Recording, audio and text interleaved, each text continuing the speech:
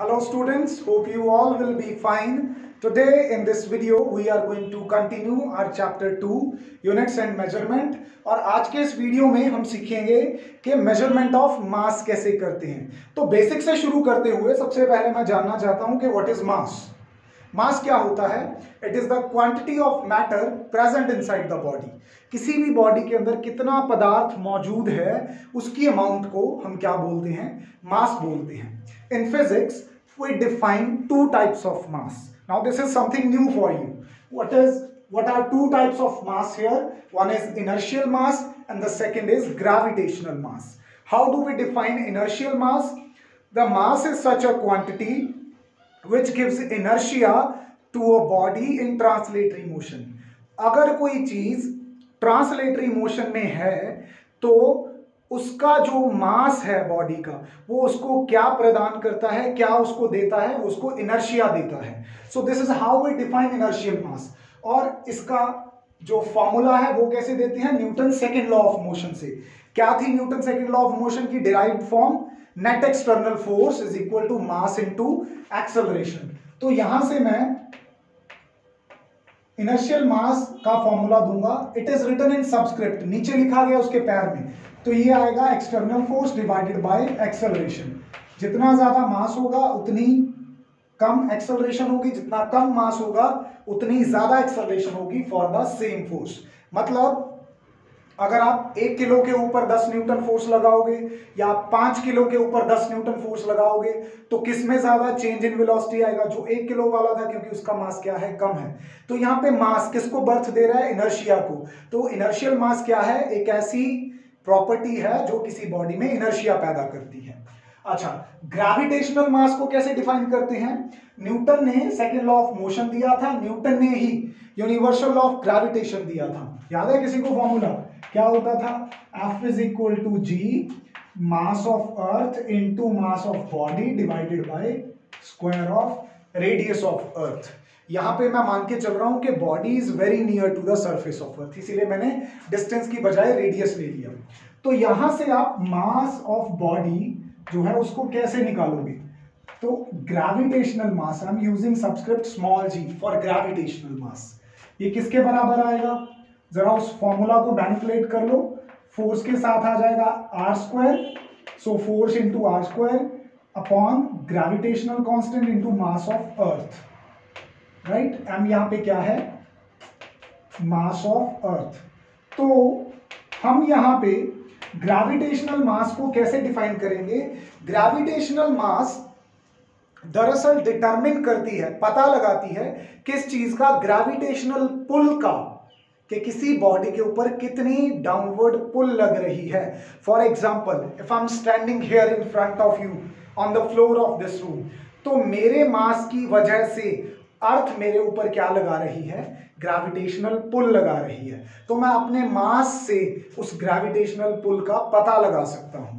That mass of mine which determines the gravitational pull acting on me is known as gravitational mass. अच्छा, क्योंकि दो तरह के मास हैं तो दोनों को मेजर करने का तरीका भी अलग अलग है। जो इनर्शियल मास है उसको हम किसकी हेल्प से डिटरमिन करते हैं? किसकी हेल्प से फाइंड आउट करते हैं? उसको हम फाइंड आउट करते हैं इनर्शियल बैलेंस की हेल्प से।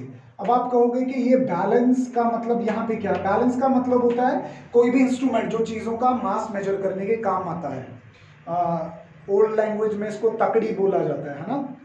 अगर हम टिपिकल अपनी रीजनल लैंग्वेजेस में बात करें तो यहाँ पे इनर्शियल बैलेंस कैसा होता है? बहुत सिंपल होता है। इनर्शियल बैलेंस में हमारे पास एक हॉरिजॉन्टल टेबल है, उस टेबल पे हमने एक स्ट्रिप फिट की हुई है। यू कैन अज्यूम दैट कि मेरे पास जैसे ये वुडन स्ट्रिप है, राइट? इसको इधर किसी एज पे मैं ऐसे टेबल पे क्लैंप कर दूं, ऐसे किसी चीज के साथ टेबल के ऊपर क्या है बांध दूं, तो ये जो स्ट्रिप है अभी ये मेरा क्या हो गया? इनर्शियल बैलेंस हो गया।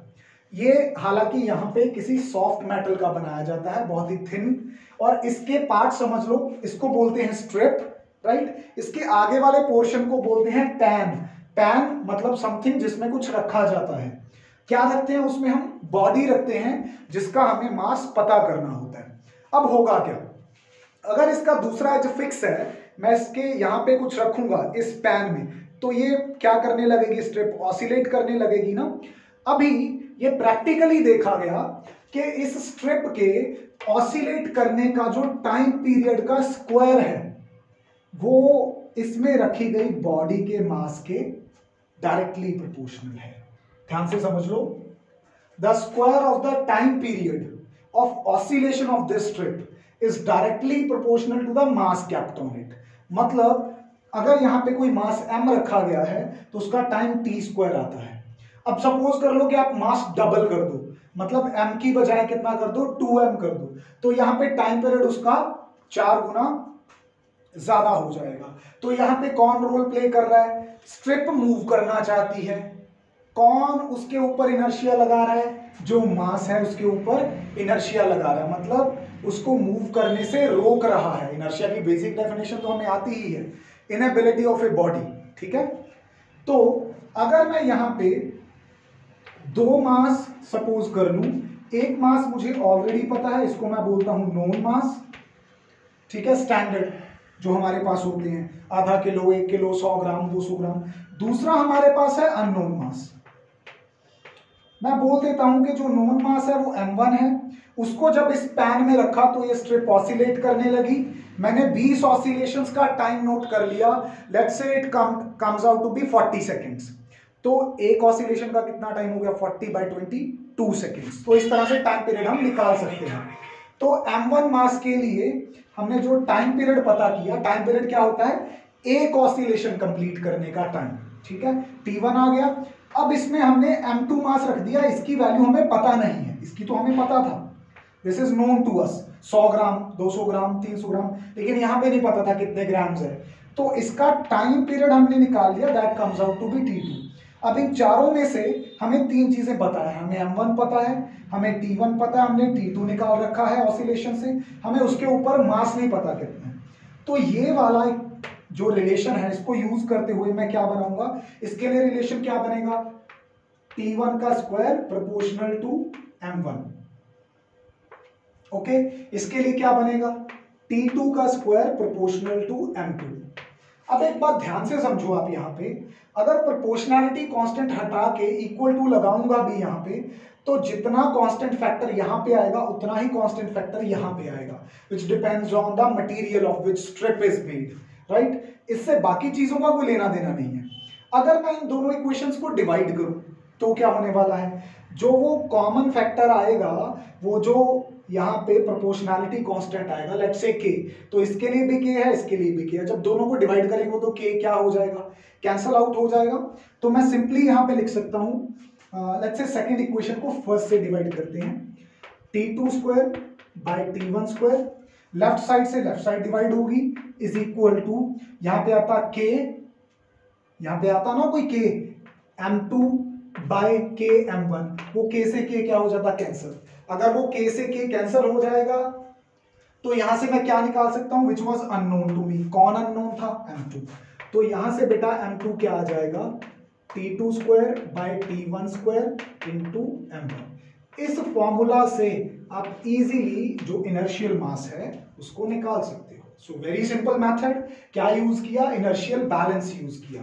अब जो ग्रेविटेशनल मास है उसको कैसे मेजर करेंगे, ग्रेविटेशनल मास को मेजर करने के लिए हमने यहाँ पे चूज किया है एक नया इंस्ट्रूमेंट, नया मतलब इसके कंपैरिजन में, अदरवाइज आपने इस चीज को देखा है कहीं, कहाँ पे देखा है, पेरेंट्स के साथ अगर आप कभी, आजकल की बात नहीं कर रहा, थोड़े अगर 8-10 साल पीछे चले जाएं, तो जो ज्वेलर्स की शॉप्स होती थी, ठीक है, ज्वेलरी शॉप्स, हाँ, वहां पे आपने ये बैलेंस जरूर देखा होगा, एक शीशे के डिब्बे में बंद होता था, अंदर ऐसे 2 दिखाई देते थे आपको, कुछ इस तरह का स्ट्रक्चर आपने जरूर देखा है।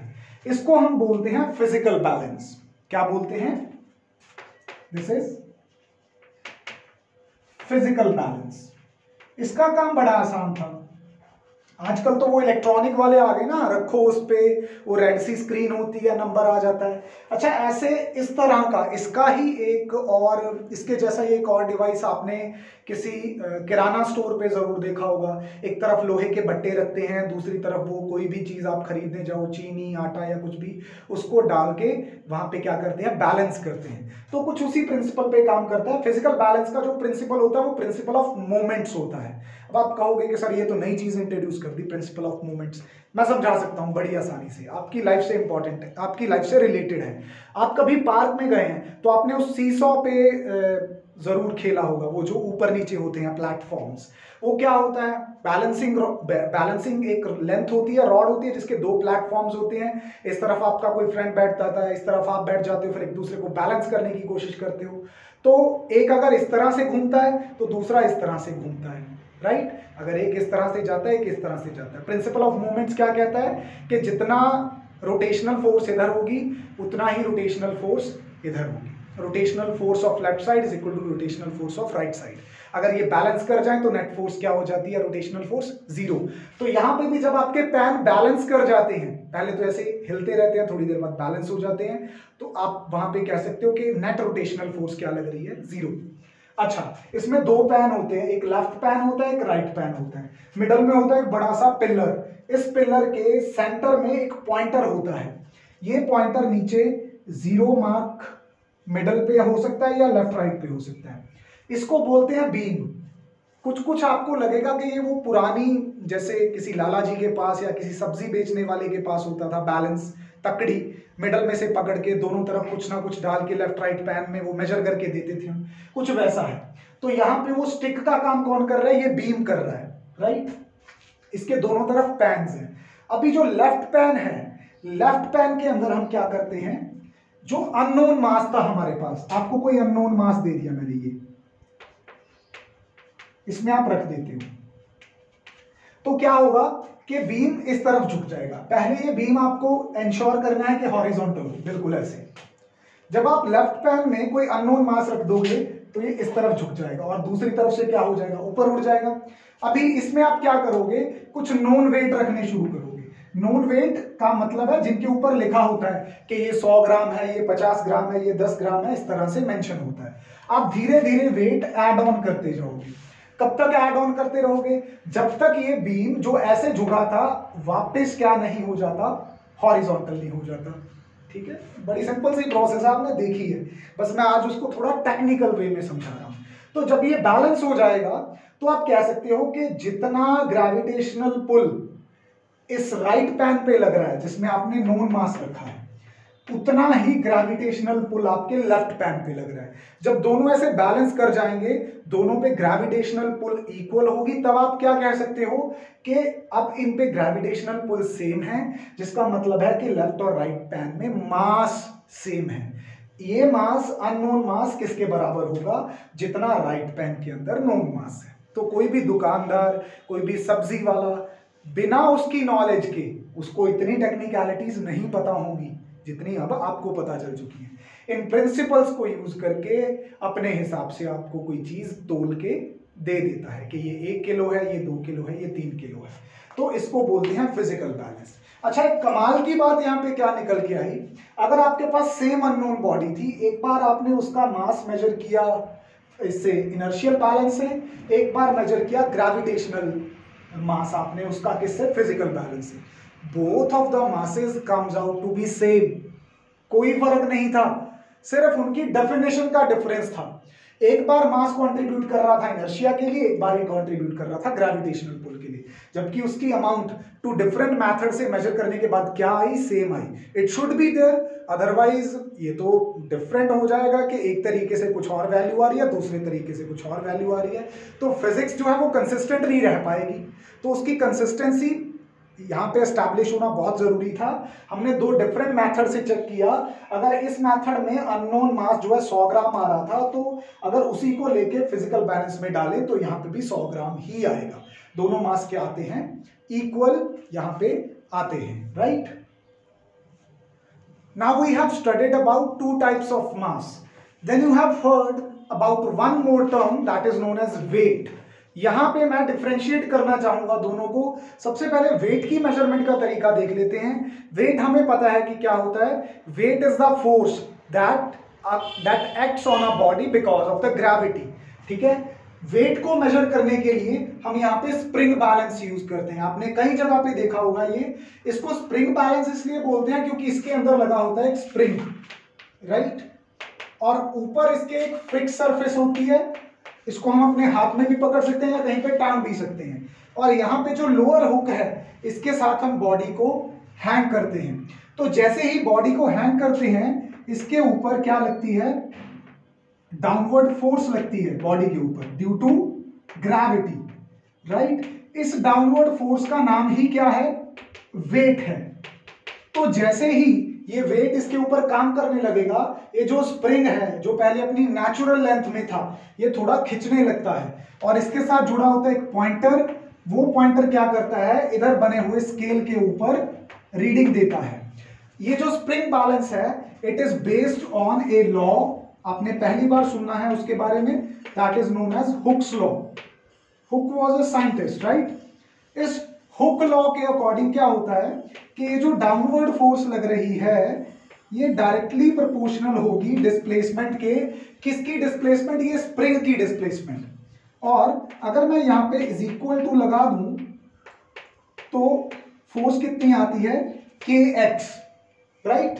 अब ये के एक्स क्या है, यहाँ पे के क्या है, के प्रोपोर्शनैलिटी कांस्टेंट है जो डिपेंड करता है स्प्रिंग की स्टिफनेस पे। बेटा सीधी सी बात है, अगर स्प्रिंग ज्यादा हार्ड होगा तो कम नीचे आएगा, डिस्प्लेसमेंट कम होगी। अगर स्प्रिंग कम हार्ड होगा यानी कि सॉफ्ट होगा तो ज्यादा खींचेगा। तो यहां से भी क्लियरली पता चलता है k is equal to F by x है, मतलब k और x एक दूसरे के क्या है, इनवर्सली प्रोपोर्शनल। ज्यादा डिस्प्लेसमेंट इसका मतलब है स्प्रिंग जो है वो सॉफ्ट है, कम डिस्प्लेसमेंट इसका मतलब स्प्रिंग हार्ड है।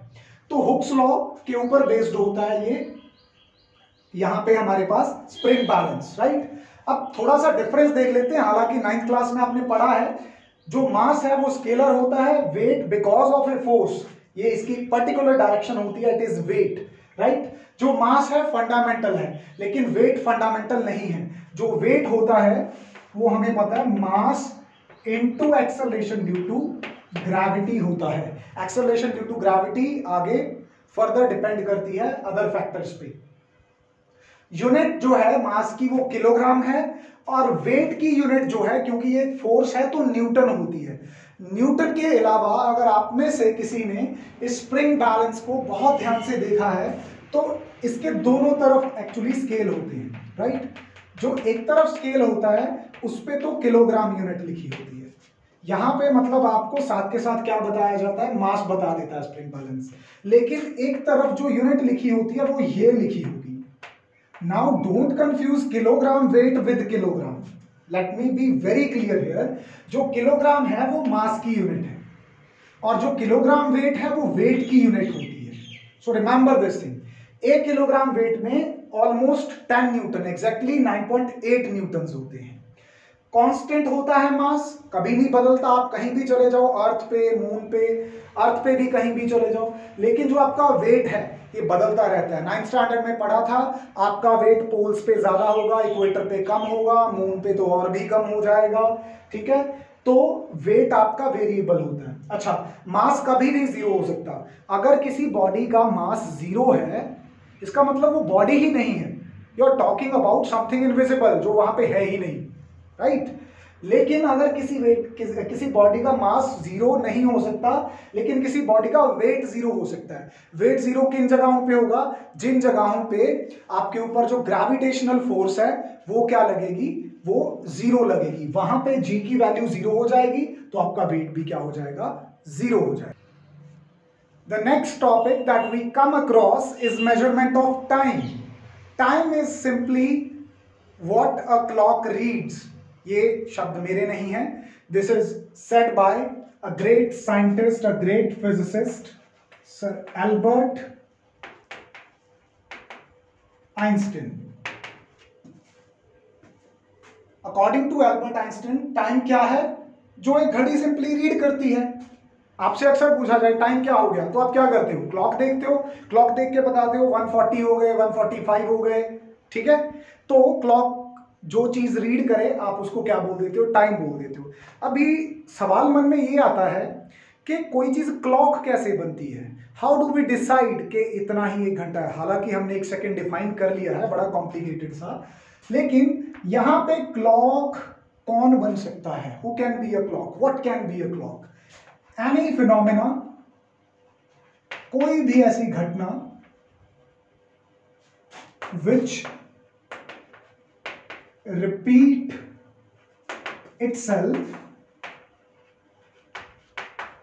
after a particular time period। कोई भी चीज अगर अपने आप को एक टाइम पीरियड के बाद, एक निश्चित एक पक्के टाइम पीरियड के बाद अपने आप को रिपीट करती जाती है, उस चीज को हम क्लॉक के तौर पे यूज कर सकते हैं। वो इवेंट एक बार हो गया, हम कह देंगे 1 यूनिट ऑफ टाइम। वो इवेंट 2 बार हो गया, हम कह देंगे 2 यूनिट ऑफ टाइम। 10 बार हो गया, 10 यूनिट ऑफ टाइम। पुराने जमाने में जैसे अपने बच्चों की गेम्स में अक्सर जिनमें टाइम गेम्स होती हैं, कुछ रीअरेंज करना, कुछ वर्ड्स बनाना, सुडोकू, उसमें एक सैंड क्लॉक दी जाती है। 2 कंटेनर्स होते हैं, सैंड भरी होती है। जब एक तरफ पूरी भरी हो, एक तरफ खाली हो, आप उसको उल्टा कर देते हो एंड यू से द टाइम स्टार्ट्स नाउ। और कब टाइम खत्म होता है, जब ऊपर से पूरी सैंड कहां आ जाती है, नीचे, फिर आपको फिर उसे उल्टा करना पड़ता है, तो दूसरा यूनिट ऑफ टाइम शुरू हो जाता है। सो यू काउंट कि एक पर्सन ने उस चीज को अरेंज करने में कितनी बार उस सैंड क्लॉक को टर्न किया, सो कितने यूनिट्स ऑफ टाइम कंज्यूम किया, क्योंकि वो फिनोमेना अपने आप को क्या कर सकता है, रिपीट कर सकता है। तो यहाँ पे मेरे पास ऐसी एग्जांपल्स कौन कौन सी हैं, मेरे पास ह्यूमन हार्ट है, बीट करता है, ठीक है, बार बार एक पर्टिकुलर टाइम के बाद, अप्रॉक्सीमेटली नॉर्मल सिचुएशंस में 0.8 पार्ट कवर करता है 1 सेकंड के अंदर, एग्जैक्टली शायद 1 पॉइंट समथिंग होती है जो टाइम पीरियड है। इसके अलावा डे एंड नाइट, ठीक है, रोटेशन ऑफ अर्थ, राइट, ये तो खैर इसी की वजह से होता है। ऑसिलेशन ऑफ पेंडुलम,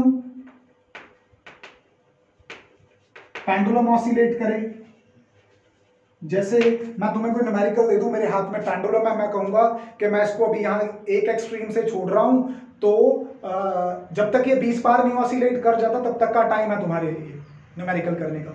तो वो मैं तुम्हें क्या दे रहा हूँ, टाइम दे रहा हूँ। मैं टाइम कैसे मेजर कर रहा हूँ, किसी फिनोमेना के साथ। कैसा फिनोमेना, ऑसिलेशन ऑफ पेंडुलम। जब वो पेंडुलम का ऑसिलेट होना बंद हो गया, से स्टॉप राइटिंग और मुझे आंसर चेक करवाओ, ठीक है। तो अच्छा, और यहाँ पे क्या है, ये तो सर भूल ही गए, इसकी तो बड़ी चर्चा की थी हमने। Period of vibration of caesium 133 atom. इसके अलावा एक और भी होता है, क्वार्ट्ज क्रिस्टल। ये बड़े कमाल की चीज है क्वार्ट्ज क्रिस्टल। ये ना डबल प्रॉपर्टी शो करता है। क्वार्ट्ज एक तरह का मटेरियल है, अगर क्वार्ट्ज को फ्लक्चुएटिंग प्रेशर देते रहे, मतलब कभी कितना प्रेशर कभी कितना प्रेशर, तो वो इलेक्ट्रिसिटी जनरेट कर देता है। अगर क्वार्ट्ज क्रिस्टल को इलेक्ट्रिसिटी दी जाए तो वो वाइब्रेट करने लगता है किसी प्रेशर के साथ, कोई प्रेशर एक्सर्ट करता है, तो इसको पीजियो इलेक्ट्रिसिटी बोलते हैं। यहाँ पे जो क्वार्ट्ज क्लॉक होती हैं, आपने कंपनी का नाम भी सुना होगा क्वार्ट्ज, वो यहीं से बना है। तो एक्चुअली हमारे पास क्वार्ट्ज क्लॉक होती हैं, हम उनको इलेक्ट्रिसिटी देते हैं, दे वाइब्रेट, और उनका वाइब्रेट करना क्या हो गया, एक रिपीटिंग फिनोमेना हो गया, उससे क्या बनती हैं, क्लॉक्स बनती हैं। तो हम जो यहाँ पे सबसे ज्यादा यूज करते हैं स्टैंडर्ड, वो हमें पता है, हमारा सबका प्यारा वाइब्रेशन ऑफ सीजियम 133 एटम। तो आपने यहां पे IST का नाम सुना होगा, क्या फुल फॉर्म है इसकी, इंडियन स्टैंडर्ड टाइम। जब भी आप अपने मोबाइल फोन्स में क्लॉक को सेट करते हो, सैटेलाइट्स पे, मोबाइल फोन्स पे, कंप्यूटर्स पे टाइम सेट करते हो, तो वो आप इंडियन स्टैंडर्ड टाइम के अकॉर्डिंग करते हो, राइट। IST जो है, ये टाइम कौन मेंटेन करता है, NPL, नेशनल फिजिक्स लैबोरेटरी। कौन, नेशनल फिजिक्स लैबोरेटरी। कहां पे है ये लैबोरेटरी, न्यू दिल्ली में। उस लैबोरेटरी के अंदर सीजियम 133 एटॉमिक क्लॉक्स लगे हुए हैं बहुत सारे। उन क्लॉक्स की हेल्प से वो बिल्कुल एक्यूरेट टाइम मेजर करते हैं और उस टाइम को बोलते हैं इंडियन स्टैंडर्ड टाइम। फिर उस टाइम के साथ वो सिंक्रोनाइज करते हैं सैटेलाइट्स को। सैटेलाइट के थ्रू आपके मोबाइल फोन्स, आपके टेलीविजन्स, आपके इंटरनेट्स, इन सब का टाइम इंडियन स्टैंडर्ड टाइम के अकॉर्डिंग चलता है। तो ये क्वेश्चन कई बार पूछा गया है किसी छोटे मोटे एग्जाम में कि आईएसटी कौन मेंटेन करता है? National physics laboratory. कहां पे है? न्यू दिल्ली में। कौन से क्लॉक है वहां पे? सीजियम एटॉमिक क्लॉक्स हैं। अब क्यों है इसका रीजन तो पहले कई बार बता चुका हूं, एक बार आपके लिए फिर से लिस्ट कर देता हूं। Why caesium atomic clock? हम सबको पता है कि हाईली एक्यूरेट है। अच्छा सर, ये एक्यूरेसी का मतलब क्या है? किसको बोलते हो आप? एक्यूरेट का मतलब होता है जो गलती बहुत कम करे। इसकी जो एक्यूरेसी है ना वो इतनी है। सर समझ में नहीं आया ये क्या लिख दिया आपने। 10⁻13 सेकेंड अगर ये क्लॉक मेजर करेगी तो उसमें ज्यादा से ज्यादा कितना टाइम मेजर करने की गलती कर सकता है? 1 सेकेंड। अब 10⁻13 second is a huge huge huge time, ठीक है।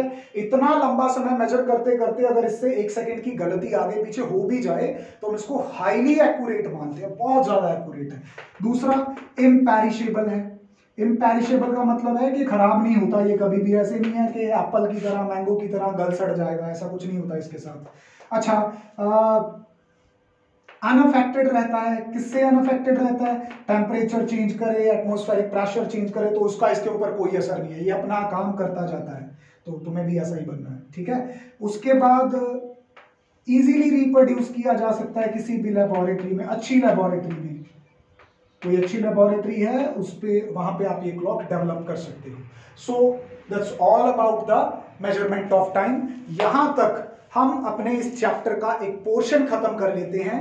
अगली वीडियो में मैं आपके साथ एक टोटली न्यू टॉपिक जो आपने आज तक पढ़ा नहीं है पर उसकी इंपॉर्टेंस बहुत ज्यादा है। मान लो कल आपने कोई नया फॉर्मूला ढूंढा, वो फॉर्मूला सही है कि नहीं उसकी फर्स्ट चेकिंग जो है वो उस टॉपिक से कर पाओगे आप। So that is highly important for you. Let's meet in the next video. Till then, take care of yourself. Goodbye.